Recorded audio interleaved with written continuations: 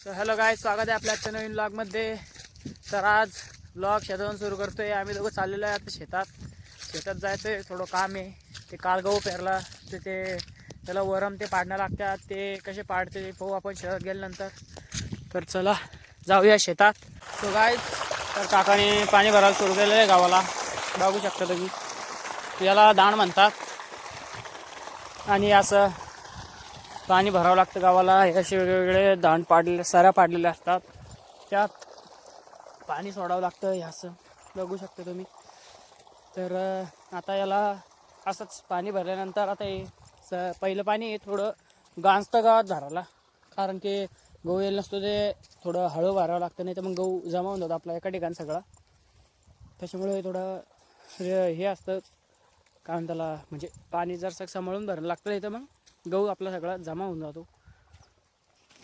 हे बघू शकता तुम्ही. असं पाणी भरणं चालू केलेलं आहे पोद्दारनी. खूप फास्ट काम चालू आहे पोद्दारचं.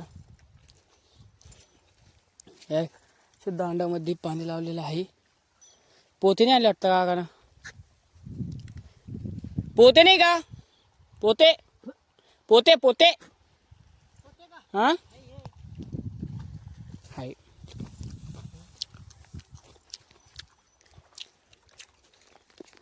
सो गाईज, तर आम्हाला हरभरा पेरायचं आहे.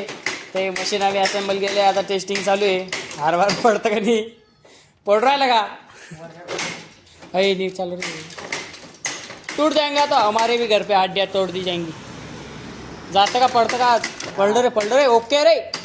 देख सकते हो एक एक दाना गिर रहा है नीचे से. ऐसा राले दाने जमा कर बस रे.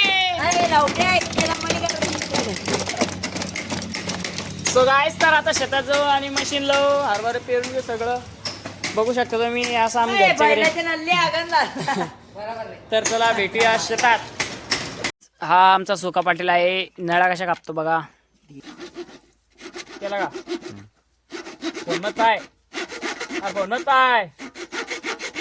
देख सकते हो गाइस, ये हमारा सुका पाटील. सुका पाटील इकडे बा. फोनत आहे.